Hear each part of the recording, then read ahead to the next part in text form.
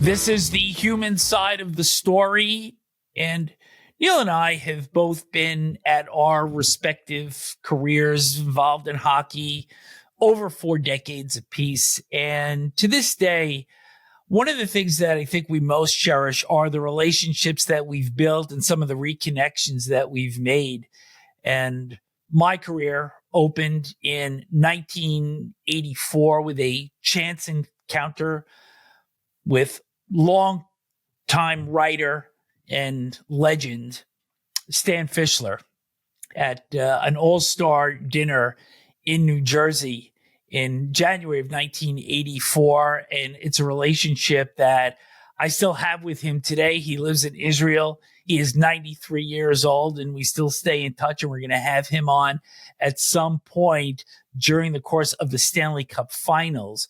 But when I was recording and looking at some of the areas that we want to really make strong for this Islander special that we're going to be doing, I got some music that will be playing underneath the read of the open. And when I put the music through my ears and I did the read, I came to the conclusion that this just doesn't feel big enough for me. And I asked you to see if you had Jiggs McDonald's number, and indeed you did. And when I broke in 1984, I started doing analytical stats for the New York Islanders and Sports Channel. And this was the first time it had actually been done on hockey broadcast. But Jiggs and I had not seen or spoken to each other since I think we were poolside during the Barcelona Olympics in 1992 when I was working for NBC and he was working for CBC. And to have that discussion, to reconnect with him yesterday was so special.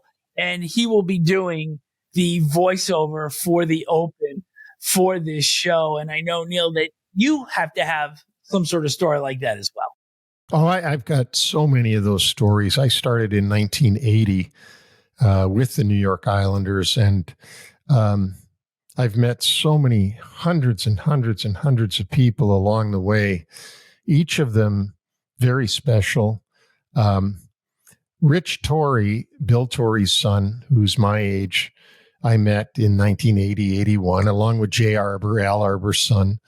We were all at the Islanders. And to this day, when I talk to Rich Torrey on the phone, I see in my mind is the guy that I knew in 1980. It's not the guy that today looks like Bill Torrey.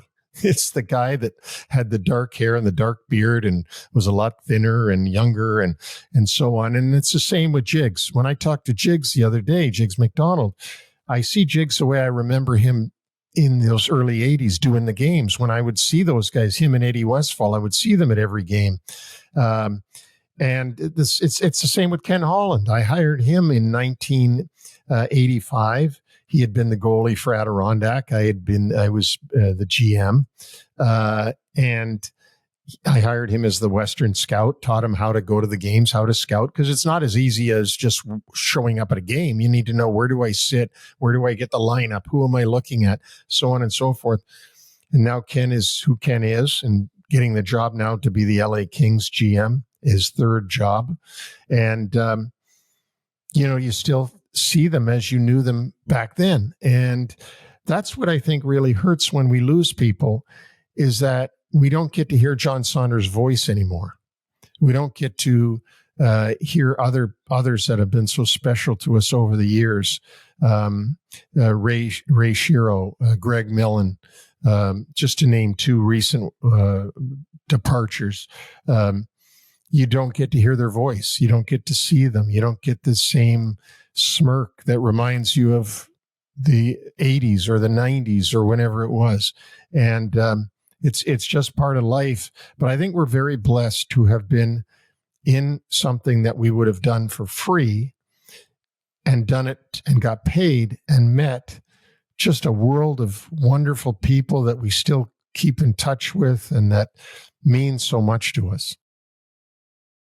You and I know each other through John when we met in 1990. And just to have my own career feel like it is coming full circle from meeting Stan and working with Jigs and doing 2 books with Stan before going over to ESPN and now doing NHL Wraparound with you 40 plus years after I started in the business. It is just a great way to just be so appreciative of everything that has taken place over these decades.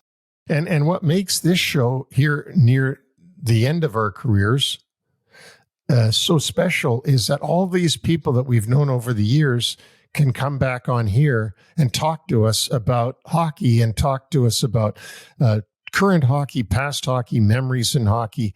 And that's, to me, that's what makes this so much fun to do this podcast with you, is that I get to go back and visit with all these folks I've known over the years. Even though this is the end of our careers, so to speak, we have plenty of tread on the tire, and we plan on doing this for a long time downwind. That's right. That is exactly right. But this is a great, let's call it post-career career.